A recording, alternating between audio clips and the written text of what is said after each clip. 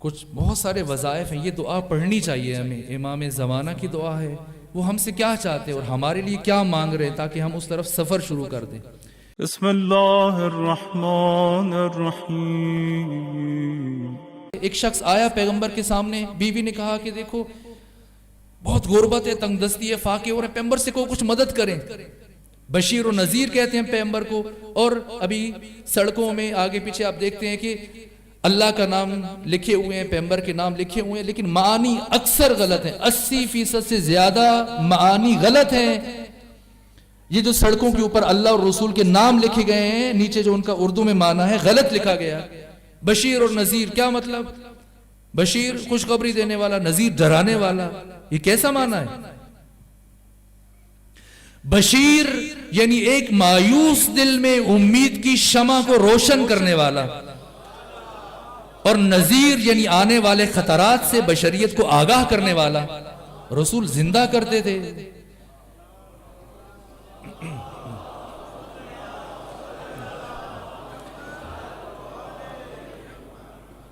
रसूल उम्मीद दिलाते थे, उम्मीद दिलाते थे, पुर उम्मीद करते थे, मायूसी को खत्म करते थे। ये रविश थी रसूल की। एक शख्स आया, बीवी ने कहा जाओ सवाल करो। पैगंबर के पास आया, जैसे ही लब खोलने लगा, मांगने लगा, पैगंबर ने उसके चेहरे की तरफ देखा और कहा कि अगर कोई हमसे मांगता है तो हम देते हैं, लेकिन अगर कोई न मांगे, अपनी हाजत को दिल में छुपाए रखे और सिर्फ अपने अल्लाह पर तवक्कुल करे, तो परवरदिगार उसे अपने फजल से गनी कर देता है। ये आया और उठ के चला गया, वापस हिम्मत नहीं हुई कि फिर मांगे, और घर में गया तो वही हालत है। फिर बीवी ने कहा कि देखो आपसे कहा था और आपने वादा किया था कि कहूंगा, कहा पैगंबर ने ये कहा नहीं, अब कल जाना तो जरूर कहना। दूसरे दिन गया, बैठा, अपनी हाजत तलब करने लगा। पैगंबर ने दोबारा वही बात कही, जो मांगता है दे देंगे, जो भी हमसे मांगे, लेकिन कोई अगर अपनी हाजत को दिल में रखे और सिर्फ अपनी अल्लाह की जात पर तवक्कुल करे, परवरदिगार उसको अता करता है, उसे अपने फजल से गनी कर देता है। फिर उठ के आ गया, और फिर घर में बीवी की डांट पड़ी। और तीसरे दिन फिर जब गया कि आज जरूर मांगूंगा, और जैसे ही लब खोलने लगा, फिर पैगंबर के लम्हाए मुबारक में जुम्बश पैदा हुई। फिर फरमाया वही जुमला जो 2 दिन पहले का, लेकिन आज तीसरी मर्तबा जब इसने वही जुमला सुना। क्यों एक बात बार बार की जाती है? अहमियत की वजह से। बस औकात बातें बहुत होती हैं करने के लिए, लेकिन कभी एक इंसान बार बार बात करता है उसकी अहमियत की वजह से। जैसी आज पैगंबर ने तीसरी मर्तबा ये जुमला कहा, उस जवान ने कहा कि मैंने अपने अंदर एक कुव्वत महसूस की, तवानाई महसूस की, उम्मीद महसूस की। वहां से उठा, गया, घर वापस नहीं गया, हमसाए के घर गया, दस्तक दी, उससे कुल्हाड़ी उधार मांगी, रस्सी उधार मांगी, जंगल में चला गया, लकड़ियां काटी, ला के बाजार में बेची, कुछ पैसों की वो जरूरत की चीजें ले आया, घर में खाने पकाने की थोड़े से पैसे बचा लिए। 3-4-5 दिन ऐसे करता रहा, और जब कुछ पैसे जमा हो गए, घर भी चलना शुरू हो गया, तो उस पैसों से उसने अपनी कुल्हाड़ी खरीद ली, अपनी रस्सी खरीद ली, और फिर खुद से लकड़ियां काटता और बेचता रहा और अपनी बचत करता रहा। आहिस्ता आहिस्ता उसने ऊंट ले लिया, घोड़े ले लिए, और अपना सिलसिला बढ़ाता गया तिजारत, और मदीने के बड़े तुज्जार में मशहूर हो गया, मारूफ हो गया, शुमार किया जाने लगा। शुक्रिया की गरज से पैगंबर के सामने गया कि जाकर शुक्रिया अदा करे कि उन्होंने ये अता कर दिया। इस अंदाज से जैसे ही बैठा, अपने लबों को खोलना चाहा, पैगंबर को बताना चाहा, हजरत मुस्कुरा पड़े, कहा कि जो हमसे मांगता है हम दे देते हैं, लेकिन अगर कोई अपनी हाजत को दिल में रखता है और अपने अल्लाह पर यकीन रखता है, तो परवरदिगार उसे अपने फजल से गनी कर देता है। ये अंदाज है। जो करीबी होते थे उन्हें इस तरह से, लेकिन जो दूसरे अफराद होते थे जो मांगने के लिए आते थे, ये नहीं कि उनको इतनी रकम दी कि फिर दोबारा आ जाएं, सेबारा आ जाएं। अली सखी है, लेकिन कैसे सखी हैं? जैसे हातम ताई है, जिसने 20 दरवाजे रखे हों कि इधर से मिले, इधर से मिले, ताकि उसकी जो खुदी है और खुददारी है बिल्कुल ही खत्म हो जाए, नाबूद हो जाए। अली ऐसा सखी नहीं है, ना औलाद अली। जाकर मुताला कीजिए सीरत की किताबों में, तारीख की किताबों में, जिस शख्स को अली ने और अली के बेटों ने एक मर्तबा जिंदगी में दे दिया, वो दोबारा पलट कर ना इनके पास आया, ना किसी और के पास गया।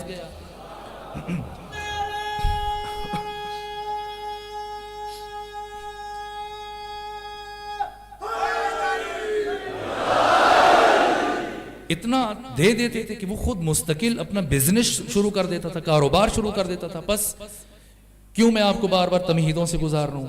वो अफराद के जो मुआशी एतबार से मजबूत हैं, उनकी जिम्मेदारी है, जब तक एक शिया किसी के सामने हाथ फैला रहा है, भीख मांग रहा है, पूरी तशय्यो के लिए नंग है, तौहीन हो रही है पूरी तशय्यो की। ना, आइम्मा के पैरोकार को भीख नहीं मांगनी चाहिए, किसी से सवाल नहीं करना चाहिए। खुद जो साहिबान सरवत हैं, खुम्स और ज़कात का सिस्टम निज़ाम जो मासूमीन हमें दे के गए हैं, इसके होते हुए अगर कोई मोमिन फकीर है, तंगदस्त है, ये साहिबान सरवत से पूछा जाएगा क़यामत के दिन। अल्लाह ने इनका हिस्सा उनके माल में इसलिए रख के भेजा ताकि उनकी अमानत का इम्तिहान हो जाए। बस जिम्मेदारियों को समझना है। जो अफराद पढ़े लिखे हैं वो अपनी जिम्मेदारियों को समझें। कुछ बहुत सारे वज़ाइफ हैं, ये दुआ पढ़नी चाहिए हमें। इमाम ज़माना की दुआ है, वो हमसे क्या चाहते हैं और हमारे लिए क्या मांग रहे हैं, ताकि हम उस तरफ सफ़र शुरू कर दें। एक उलमा के लिए कहा कि इनको ज़ुहद और नसीहत अता फरमा। आलिम को जाहिद होना चाहिए। अगर ये जाहिद नहीं होगा, लोग दीन के तलबगार हैं लेकिन दीन से दूर हो जाएंगे, और दीन से दूरी की वजह ये आलिम बन रहा है। इसीलिए पैगंबर फरमा रहे हैं कि इसने मेरी कमर तोड़ दी है। दूसरा वजीफा जवानों का है। जवानों की जिम्मेदारियां हैं, उनके दिल नर्म है, उनके दिल जल्दी नसीहत को कबूल करते हैं। सो इस हवाले से आपकी खिदमत में अर्ज किया। और बस अगर आप सलावात पढ़ दें तो मैं सिर्फ एक बात और अर्ज कर दूं आपकी खिदमत में।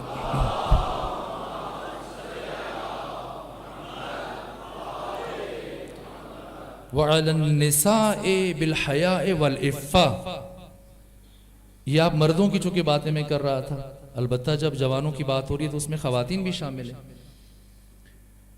लेकिन खवातीन के लिए इमाम ज़माना ने क्या दुआ मांगी? फरमाया हया और इफ़्फ़त अता फरमा। आज की शब अगर खवातीन ने भी इस नारा पर लब्बैक कहनी है तो वो ये सुन लें कि इमाम उनके लिए क्या मांग रहे और इमाम उनके अंदर क्या देखना चाह रहे हैं। आज हमने इमाम हुसैन को भी लब्बैक कहना है, इमाम ज़माना को भी लब्बैक कहना है। इस असर के हुसैन इमाम ज़माना है। इसलिए जिम्मेदारियां जब हम मुतवज्जे हो चुके हैं कि हमारी क्या क्या जिम्मेदारी है, तुल्लाब इल्म की जिम्मेदारी क्या है, जवानों की जिम्मेदारी क्या है, उलमाए किराम की जिम्मेदारी क्या है, खवातीन की जिम्मेदारी जो अहम तरीन जिम्मेदारी है, फरमाया इनको हया अता फरमा, इफ़्फ़त अता फरमा। तमाम खवातीन को बाहया होना चाहिए, बाइफ़्फ़त होना चाहिए, बाहिजाब होना चाहिए। समझना चाहिए हिजाब पाबंदी नहीं है, ये हिजाब उनकी अजमत का, उनके शरफ का, उनके मकाम का ऐलान है। जरा देख ले एक मर्तबा कि अल्लाह ने किस किस को हिजाब में रखा। तीन चीजें हमारे पास, एक काबा है जो हिजाब में है, एक कुरान है जो गिलाफ में है, तीसरे मरहले में परवरदिगार ने खातून को इन दो के रदीफ में रख दिया। काबे को भी गिलाफ में रखा, कुरान को भी गिलाफ में रखा, और खातून के लिए भी कहा कि हिजाब करे। किस सफ में खड़ा किया परवरदिगार ने, और ये खुद को कहां लेके आ रही है। और खुसूसन अगर कोई खातून खुद को सैयदजादी कहती है कि ये सैयदा है,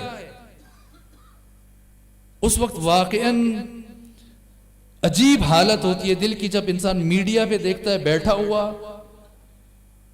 कि एक खातून है जो गाना गा रही है, ये टीवी एंकर है, उसका लिबास, उसके बोलने का अंदाज, और वो अपने नाम के साथ पीछे सैयदा लिखा हुआ है, आगे नकवी लिखा हुआ है, आगे रजवी लिखा हुआ है, आगे काजमी लिखा हुआ है। इससे बड़ी तौहीन नहीं हो सकती।